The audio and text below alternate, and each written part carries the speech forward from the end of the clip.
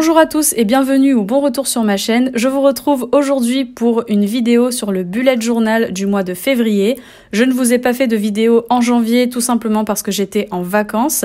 Donc je reviens parmi vous en vous présentant ce que j'avais fait pour le mois de janvier. Je suis partie sur une thématique des feux d'artifice parce que pour moi c'était la meilleure représentation pour cette nouvelle année qui est arrivée. Pour le mois de février, je voulais plutôt un thème axé sur les fleurs, l'amour, le romantisme. J'ai fait cette vidéo spécialement pour les personnes qui sont débutantes dans le bullet journal.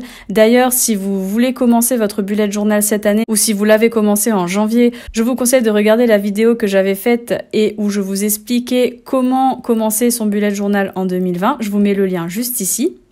Lorsqu'on a des dessins qui sont attractifs, forcément on a envie de compléter naturellement son bullet journal. C'est pour ça que je vais axer cette vidéo sur des dessins très simples et je vais vous donner des techniques et des astuces pour que vous réussissiez les dessins que je vous présente à tous les coups. On va commencer d'ailleurs tout de suite avec l'écriture du mois de février. Je commence par écrire le mois de février tout simplement en faisant quand même des lettres un peu stylées, notamment pour les boucles des deux R et pour le V. Mais voilà, avec mon critérium, je l'écris tout simplement. Par la suite, avec un feutre ou un stylo noir, on va venir rajouter des styles un peu calligraphiques. J'ai décidé de faire une couronne de fleurs et pour cela, je vais dessiner des roses. Pour dessiner des roses, deux techniques très simples. La première consiste à faire un rond au centre, puis à faire des triangles et à toucher à chaque fois les sommets de nos triangles, donc comme je vous le montre à l'image. Je ne suis pas particulièrement fan de cette technique puisque je trouve qu'on peut se tromper très facilement. C'est pour cela que je vous présente la deuxième technique qui consiste à faire un rond au milieu et à dessiner des pétales tout autour complètement aléatoirement, l'essentiel étant de finir par un aspect assez rond pour donner à la rose une forme en fait assez ronde et assez jolie.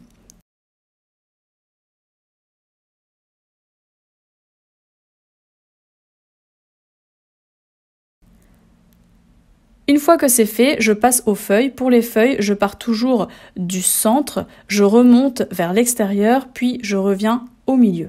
Je fais ça pour les 4 feuilles en bas et les 4 feuilles en haut.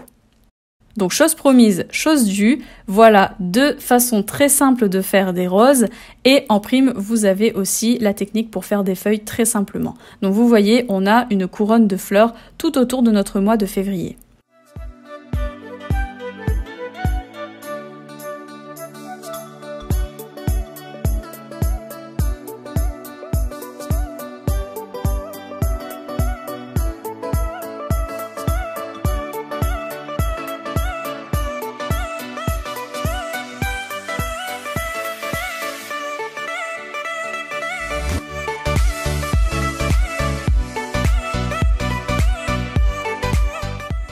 J'en ai profité pour ajouter des roses en haut et en bas de la page, mais vous n'êtes pas obligé, vous pouvez tout simplement vous arrêter à la couronne de fleurs, c'est comme vous voulez.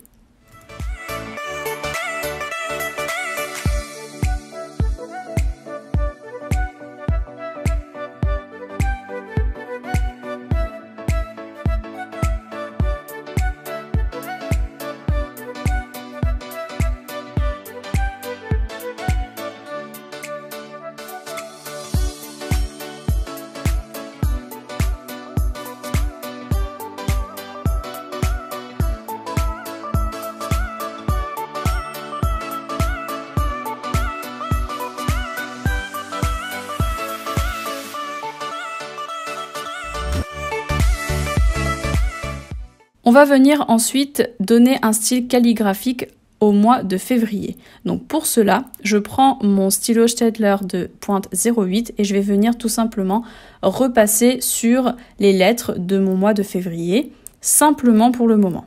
Une fois que c'est fait, je vais épaissir certaines parties de mes lettres. Comment? Donc je vais choisir les traits qui vont vers le bas. Lorsque j'écris, et que je vais vers le haut, je ne vais pas grossir les traits. Mais lorsque je vais vers le bas, je vais grossir les traits. Et c'est comme ça en fait qu'on va avoir un style calligraphie, mais qui sera vraiment beau en fait, qui sera joli et harmonieux. Donc, par exemple pour le E, pour la boucle, je ne vais pas l'épaissir, mais lorsque je vais redescendre sur la courbe du E, donc vers la gauche, je vais épaissir mon trait. Je procède de la même façon pour le R, la boucle du R, le I et le E.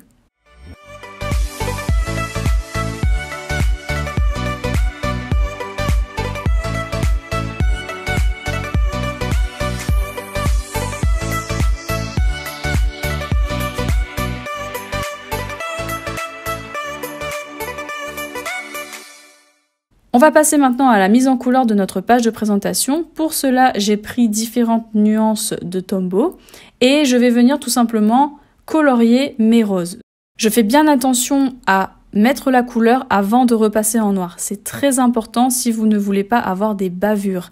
Certains bullets de journaux, dont le mien, ont tendance à faire des bavures lorsque vous passez la main sur le noir.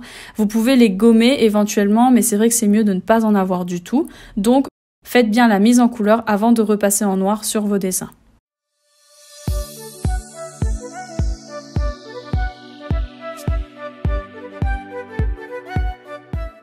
Une fois que c'est fait, je suis venue m'occuper des feuilles. Je ne suis pas partie sur une couleur verte, mais plutôt sur des couleurs bleues et mauves. Donc je suis venue tout simplement hachurer les feuilles. Je trouvais que ça donnait un petit style à mon dessin. J'ai trouvé ça sympa. Et une fois que c'est fait, je viens tout simplement repasser en noir sur les détails de mon dessin.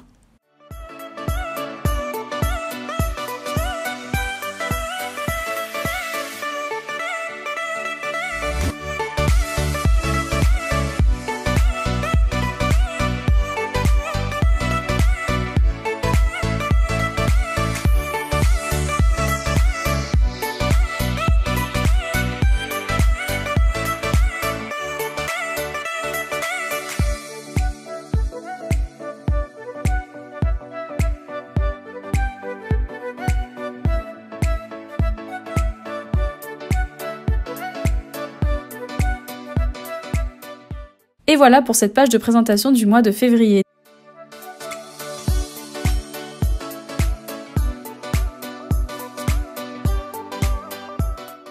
On passe ensuite à la double page présentant le calendrier de ce mois-ci. Alors faites très attention puisque le mois commence par un samedi et se termine par un samedi, donc du 1er au 29 février. Et oui, c'est une année bissextile. Donc veillez à ne pas vous tromper et à tracer le bon nombre de jours.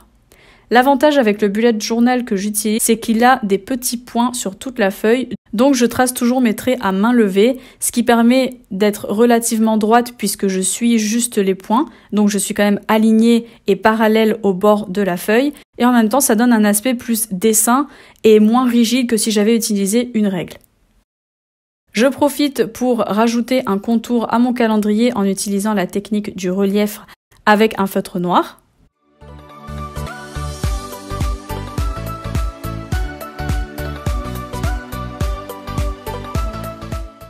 Une fois que c'est fait, je viens rajouter le numéro de chaque jour sur mon calendrier.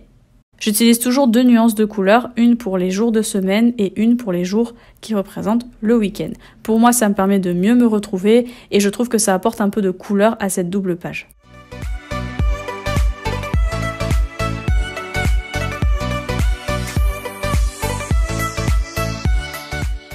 Je rajoute le mois en cours en haut à droite de mon calendrier.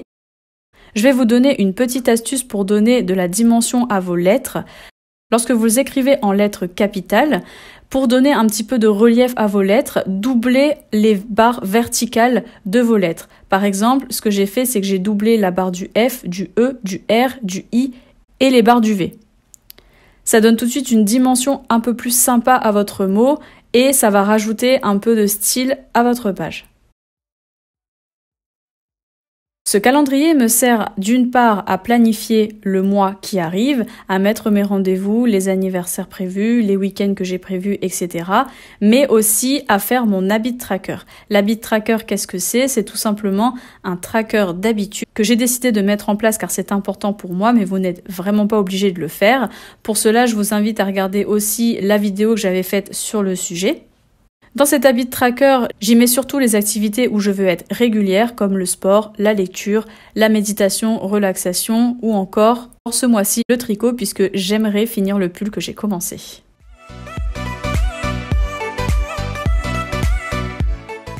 Donc vraiment, ce calendrier a plusieurs fonctionnalités et pour moi, c'est quelque chose qui marche. J'aime bien voir si je suis régulière dans ce que je me suis fixé comme objectif.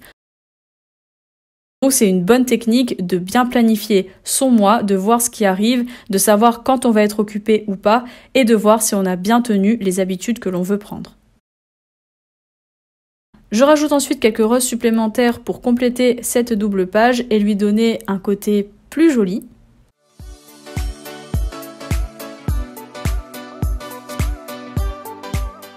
Et voilà, c'est terminé pour cette double page de calendrier.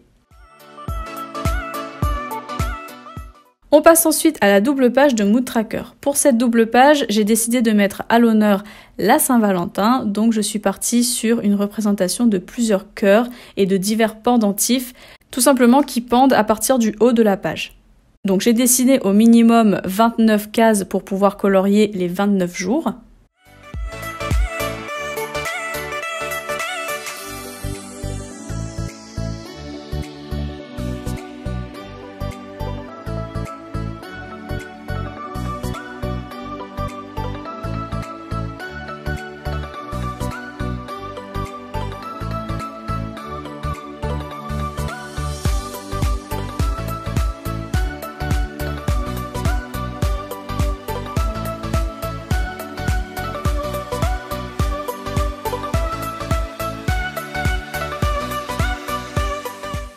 J'ai ensuite rajouté les mots Mood Tracker et j'ai amené un style calligraphique comme je vous ai expliqué au début de la vidéo à ces deux mots également.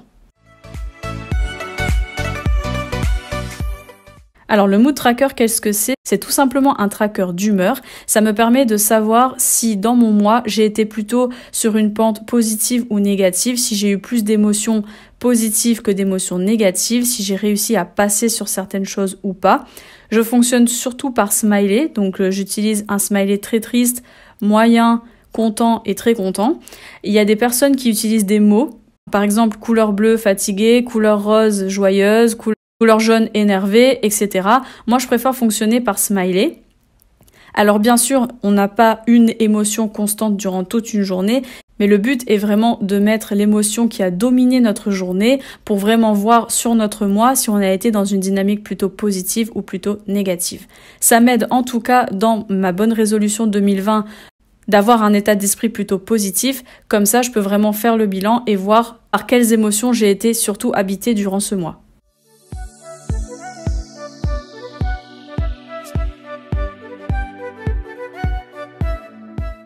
Et voilà pour cette double page de Mood Tracker, je suis vraiment partie sur des motifs très simples que vous pouvez facilement reproduire à la maison, que vous soyez débutant, intermédiaire ou confirmé. On passe maintenant à la double page hebdomadaire. Alors cette double page me permet de planifier chaque semaine de mon mois un peu plus en détail. Dans un premier temps, je fais un rappel du calendrier de ce mois-ci, donc en haut à gauche de la page. Je remets le mois en cours, les jours de la semaine et les numéros correspondant à chaque jour de la semaine. Ensuite, j'ai une mention objectif, donc objectif de ma semaine, et une mention note. Alors, la différence entre ces deux points pour moi, c'est que les objectifs, ça va être des buts que je veux atteindre. Les notes, ça va être des choses à me rappeler. Par exemple, je dois penser qu'il faut que j'appelle une amie, donc je le mets plutôt dans note que dans objectif. J'ajoute ensuite chaque jour de la semaine, donc j'ai repris le motif des roses pour faire un rappel du thème du mois et je rajoute des cases autour de chacun de ces numéros pour pouvoir bien délimiter mes... Je réutilise la technique du relief pour apporter une dimension supplémentaire à ma double page. Et voilà, c'est terminé pour la double page hebdomadaire. Et voilà pour la présentation de ce mois de février. J'espère que la vidéo vous a plu. N'hésitez pas à me faire vos retours en commentaire. J'espère que les astuces et les techniques que je vous ai données tout au long de cette vidéo vous permettront chez vous de reproduire ces dessins et d'avoir un bullet journal beaucoup plus attractif pour vous. J'espère que ça va vous donner l'envie de l'ouvrir et de le compléter.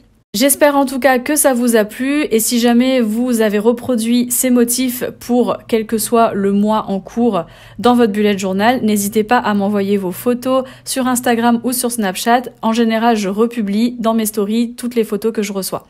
Merci beaucoup en tout cas d'avoir visionné cette vidéo et moi je vous dis à très bientôt. Bisous et surtout prenez soin de vous.